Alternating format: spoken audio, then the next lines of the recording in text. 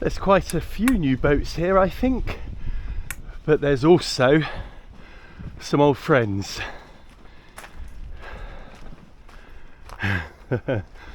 This one under here we know, and that big rusty thing. Oh look, here's that little what's it called, this boat? Oh, I can't remember what they're called. Beautiful boats though. I was offered this for £250 last winter. Maybe we'll have a closer look at it, because they're amazing little boats, they are. If it's in, I've no idea if it's in good nick or not. And then there's one special little friend here. There she sits.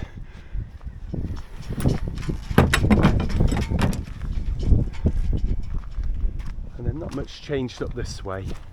Oh, maybe that blue boat there is a new one. Oh, and this one. Gosh, look at this one.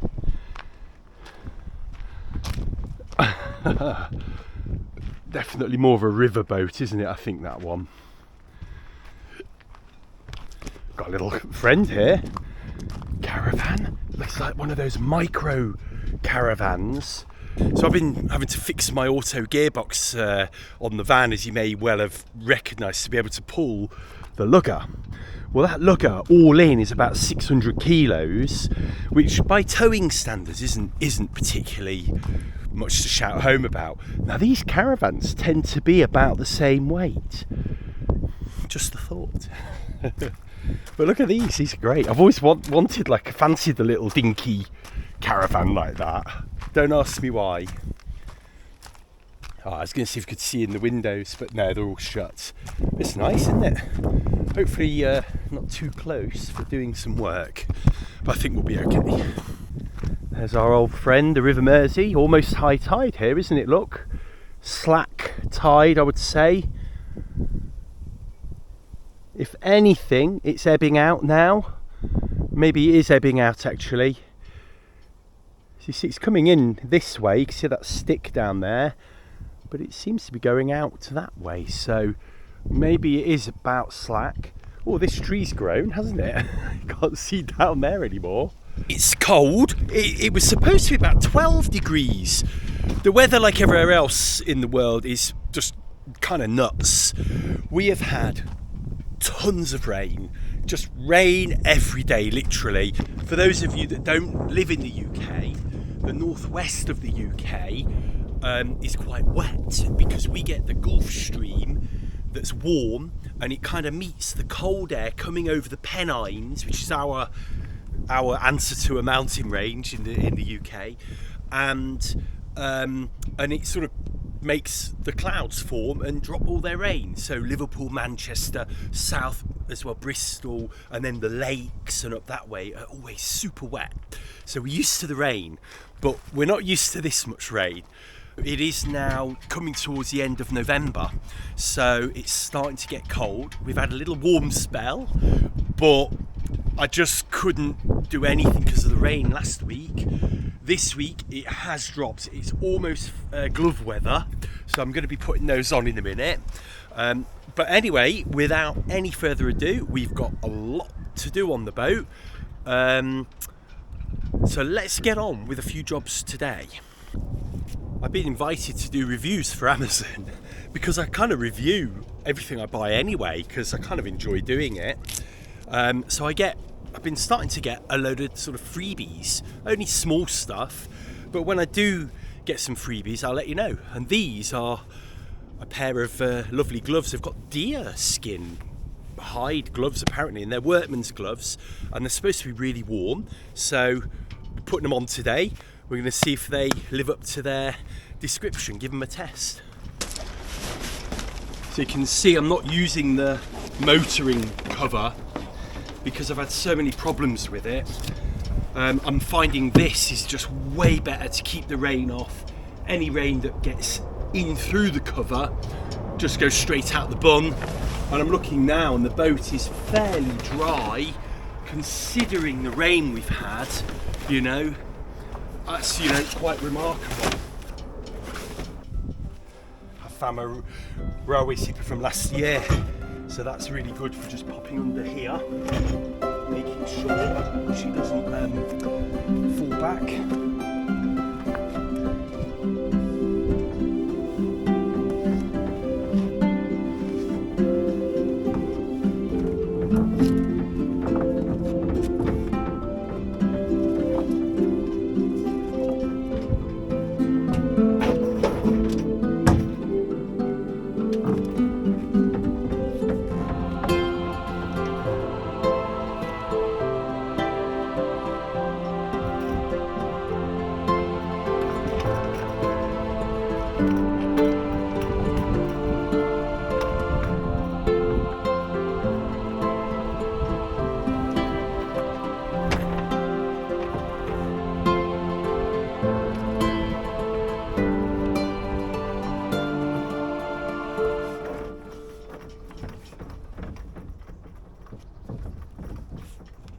There you go, so mast is up.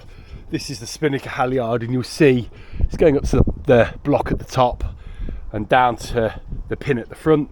Then we've not put it through the cam cleat here, but we've knotted that, so if that were to pop out, we've got a knot there. But we've also tied it off here, and I've also tied it off here. It's like super duper proof. Now we haven't got anything sideways.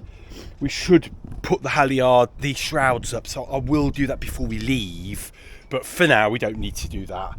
Look, that's pretty good. In a gust though, we don't want the mast to sort of come down to the side, which the shrouds will stop, so that'll be pretty cool.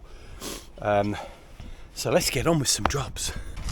So this is the existing bowsprit, and this goes under here. So this goes under here, and obviously that locks in. When we want it, we push it out to where it needs to go. You can see where it goes now, because look at that big dent in there. But anyway, it goes out to there. Let's just try and move some of these lines out of the way. There we go. And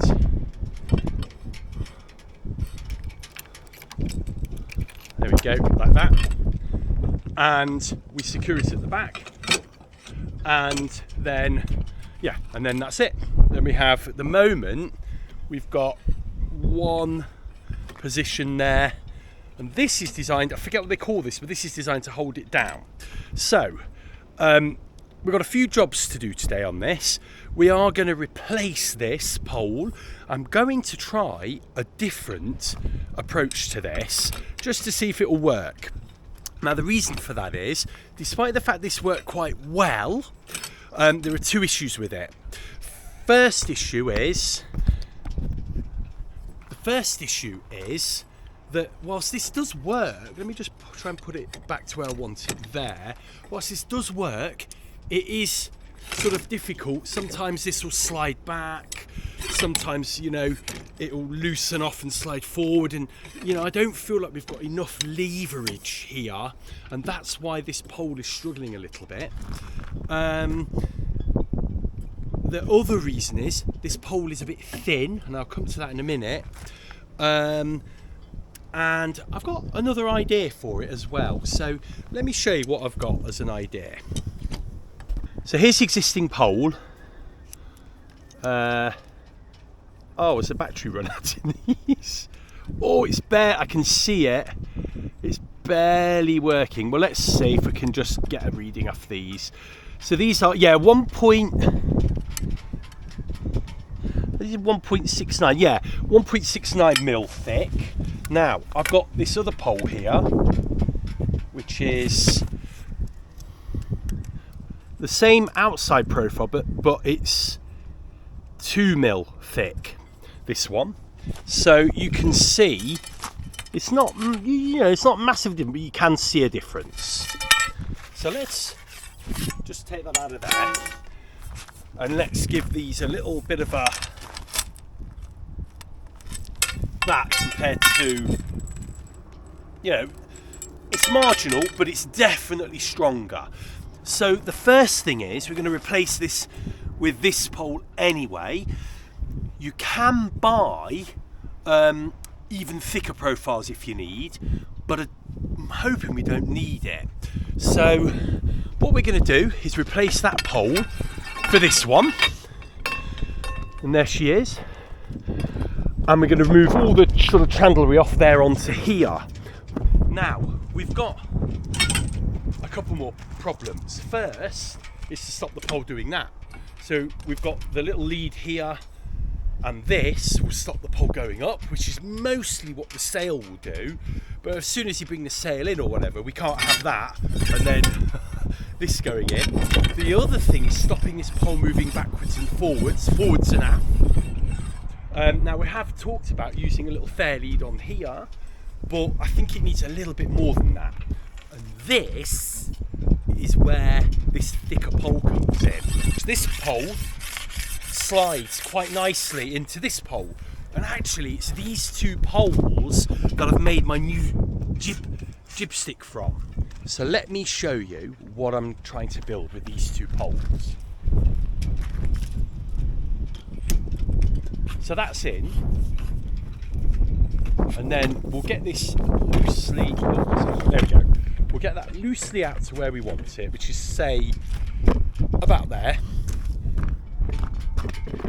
If we could connect this here somehow, maybe on something similar to that, where we can just literally clip it on and then have that here like this, that would solve the left and right and the forward and aft movement in one foul swoop. So we're still the right angle. Now look at this, watch this, because the clever bit's not yet been done. If we make this, you know, the right size so it sits here, we can then bring this, it's actually rubbing on the little ball cleat here. So if we actually took, there you go, if we took that out, because that would be connected, we can then bring this right in.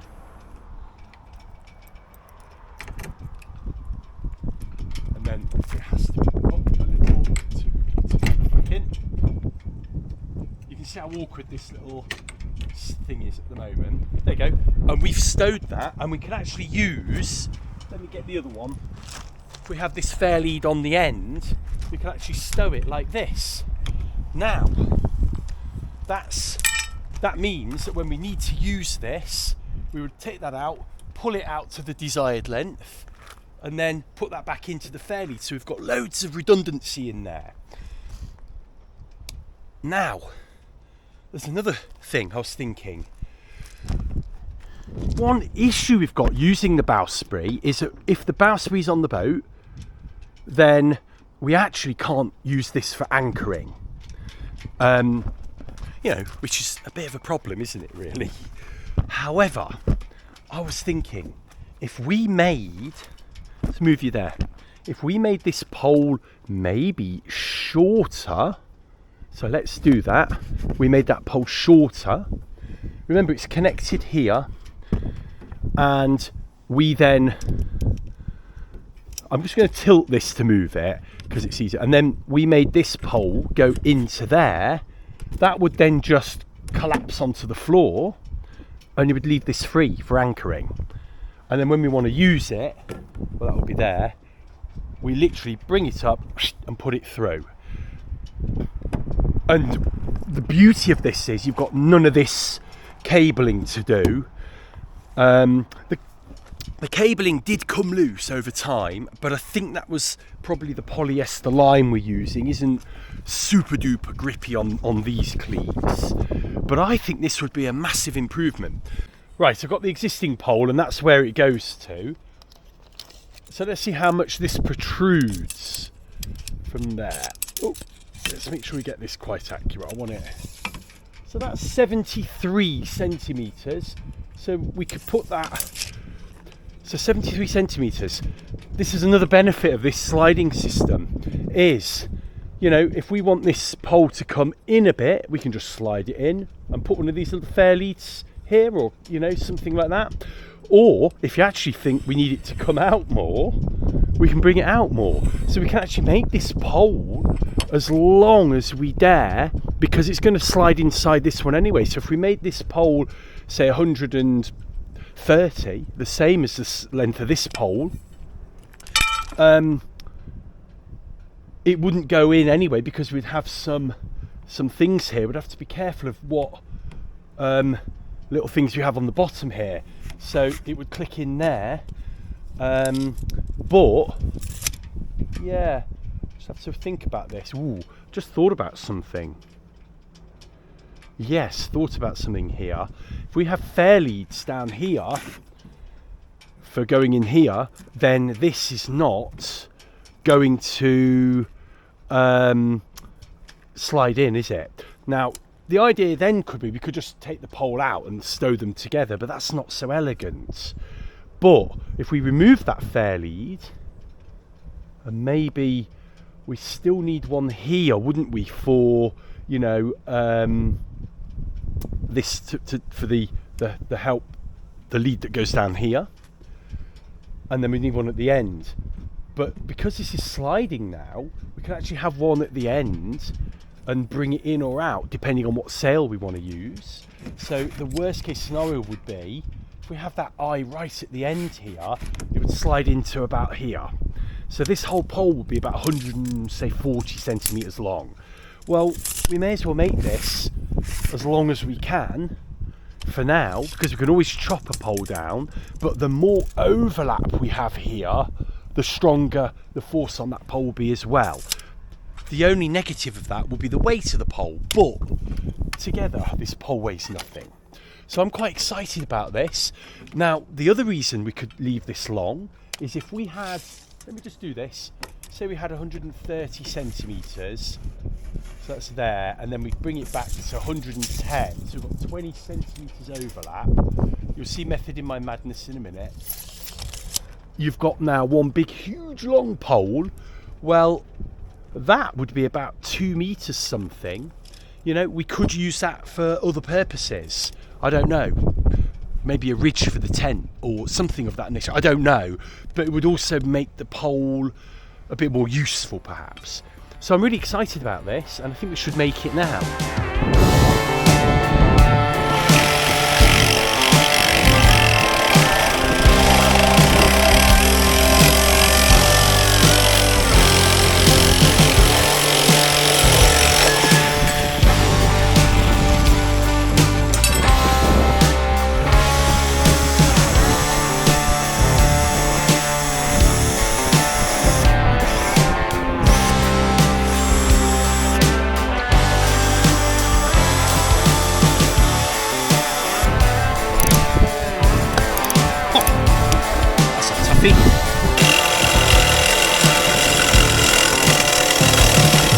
Right, as you know, whoa, we'll try that again. So as you know, this will be, let's get the old one. So that's going to be, right, so we've fed that in, and then the mark for this is there. So we need that to there.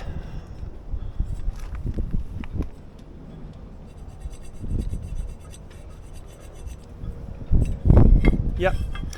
And then the next thing we need is to work out where the fairlead underneath is going to go. But I think we make this as close to this one as possible.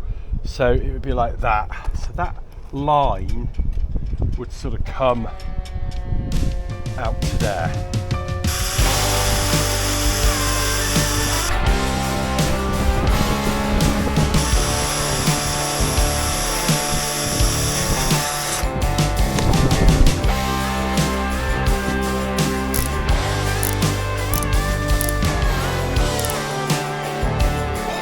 Right, we're going to get this one put in as well.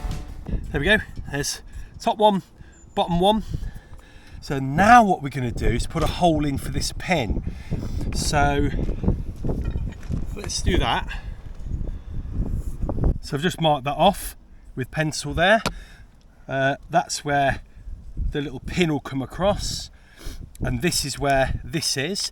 So the choice we've got actually is to pop one of these in, but I don't think we're going to trust that. So this is the top, we're going to drill a hole all the way through for that to click in.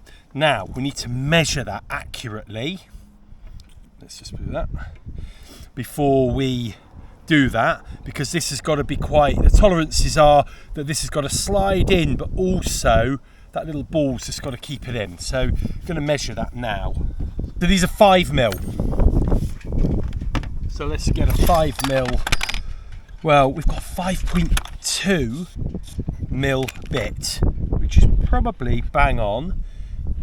This drill's not too bad, but the chuck doesn't grip so well. I don't know if you've noticed, it has been spinning a little bit. Right, here we go. And we want this to be right on the top.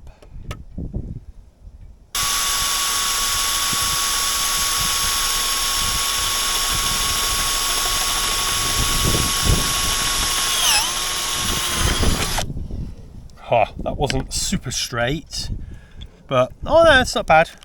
Right, moments of truth. There we go. So you see, that's pretty good, isn't it? And then that little ball will stop it from coming out. If anything, that hole's a bit big, but that works quite well, I reckon. That's not going to jump out. So let's go over to the boat, see how that's going to work. Look over here, we could actually set it low for when we know we don't want the spray cover, or we could just have a really low spray cover, I don't know. Or we could set it up there, which is the mark. You might see the mark on the mast, which I set for the spray cover. We had a little discussion about the spray cover before, but that makes this a little bit too low, doesn't it? Maybe there'll be a happy medium, maybe there. Who knows? Let's set it there, and then, oh, wrong way around. And then we need to find a way to lock that off on the mast. And then to here will be the sail, and to here will be the line that will go down sort of along there like that. And then when we don't need it, we can leave this attached, pull the pin out, bring that in. It's a little bit stiff because of the burred edges, I haven't deburred the edges. So that can be like that, you see. Now we could bring it all the way in. It won't go all the way in, will it? Like that. It's a shame it doesn't go all the way in. So I think we need to cut this a bit shorter to here. So this will go all the way into here, so we can then just rest it down and bring the anchor in, because that way we can leave, this spray covery thing, we'll have a shouting chance of that still working or being the right height. So we need to cut this a little bit more, and then that'll slide in, and then we're done. But you see the idea of it. You could unclip that from there, and look, there's the new Bowsprit, stronger than ever. Yeah, good.